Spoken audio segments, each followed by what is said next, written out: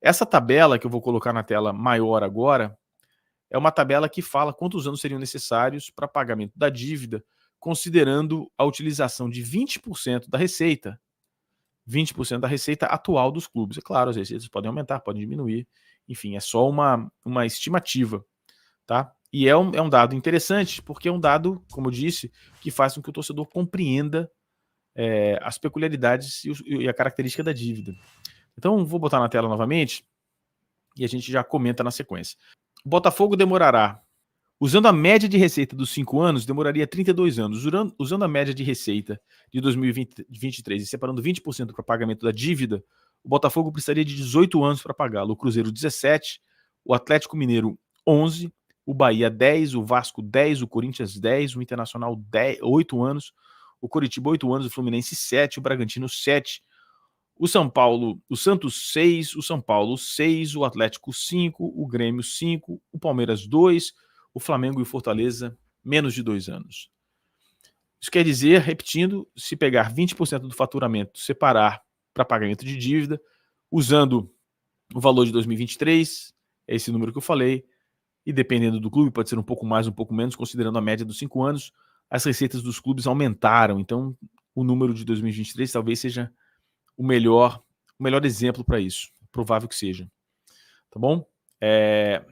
Continuando aqui. E aí você tem um comparativo que é mais traumático para o Corinthians. Eu não vou entrar nos detalhes, mas são os dois dados referem-se aos dados diretamente lá do relatório Convocados 23. Inclusive, eu copiei as imagens aqui, uma das outras. Mostra a diferença abissal. Abissal. Há um abismo entre os dois clubes, tá bom? E a explicação não, o comentário a respeito disso é o seguinte: sobre o Flamengo, nível de geração de caixa absurdo para um clube de futebol, que acabou sendo consumido em parte pela gestão de capital de giro. Ainda assim, a atividade é altamente positiva, permite investir volumes relevantes em elencos e capex, reduzir a dívida parcelada sem dor e até obter resultados financeiros positivos. É a diferença entre não estar endividado e estar endividado ou não. Ou seja, é muito forte a geração de caixa do Flamengo, tá? Enfim, é uma força gigantesca. O Corinthians, por outro lado, o resultado operacional é bom.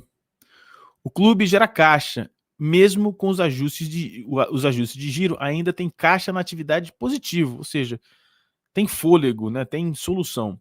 A grande dificuldade é lidar com o custo financeiro, por conta daquela dívida de curto prazo que eu falei. Seja do clube com a Arena, seja do clube como da Arena, os dois, né, afetam o Corinthians.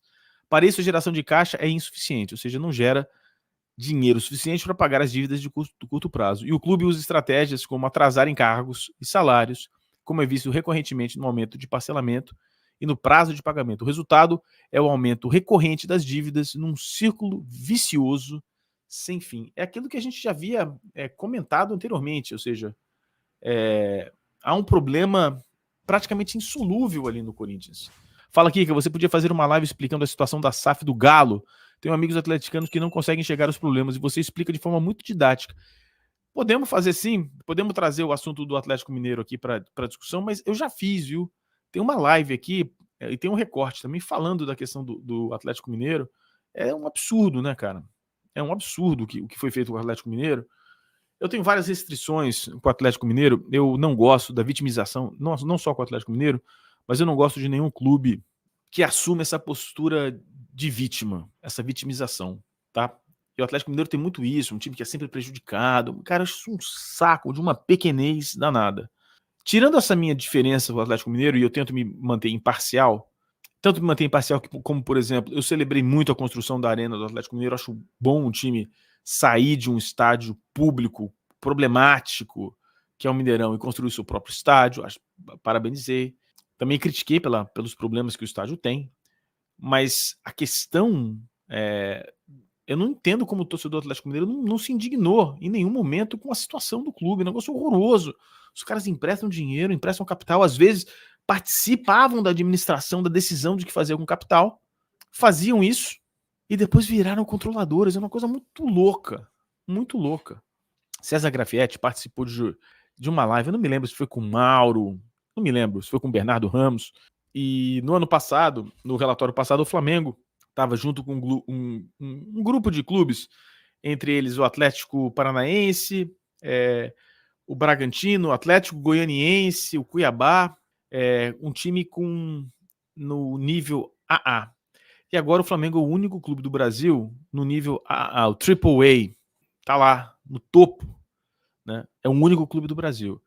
E uma coisa que eu venho dizendo é o seguinte: a discussão sobre SAF, que a galera fala, SAF, o fim nunca vai acontecer, não precisamos, é o seguinte: se você olhar aqui, você vê, não aqui, né? Olhar aqui mais para esse lado, você vê que os times que viraram SAF, a grande maioria dos times que viraram SAF, estão aqui ainda no nível D, porque é um nível de rate financeiro, de qualificação financeira.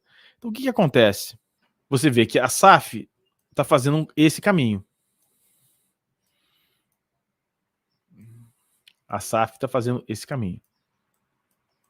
Enquanto as SAFs estiverem ocorrendo em times grandes, completamente endividados, há uma curva que vai demorar. Se bem que o Botafogo está segundo ano que o Botafogo vai disputar o Campeonato Brasileiro. Ponto importante. Já tem ali um indicativo do que pode acontecer quando as SAFs começarem a aparecer nos times de São Paulo, ou no próprio Corinthians, ou no próprio Palmeiras. Se e quando isso acontecer, o Flamengo vai ter que discutir. Por quê? Porque é provável que com um nível de endividamento menor, uma capacidade de receita maior e uma injeção de capital que resolva alguns problemas do dia a dia, é possível que esses times comecem a brigar e a disputar campeonatos que o Flamengo hoje, ou não só campeonatos, mas jogadores, como o Flamengo hoje tem meio que uma vantagem nesse aspecto.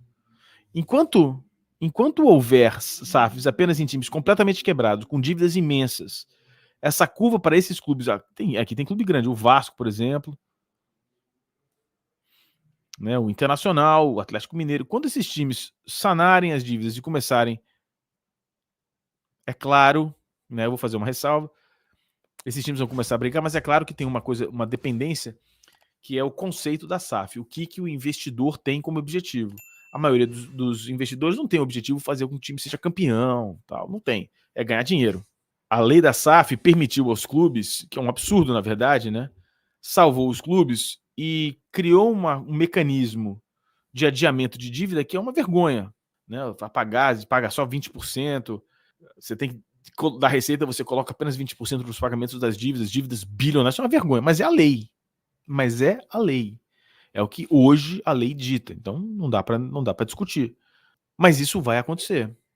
E aí o Flamengo vai ter que ou discutir a possibilidade de SAF, eu não estou nem entrando na discussão de SAF para estádio, vai ter que fazer uma discussão de SAF, ou vai ter que se profissionalizar num nível que ainda não o fez na parte do futebol. Não estou falando das receitas, da comunicação, sócio torcedor, estou falando do futebol. O futebol do Flamengo não é profissional. O futebol do Flamengo está longe de ser profissional.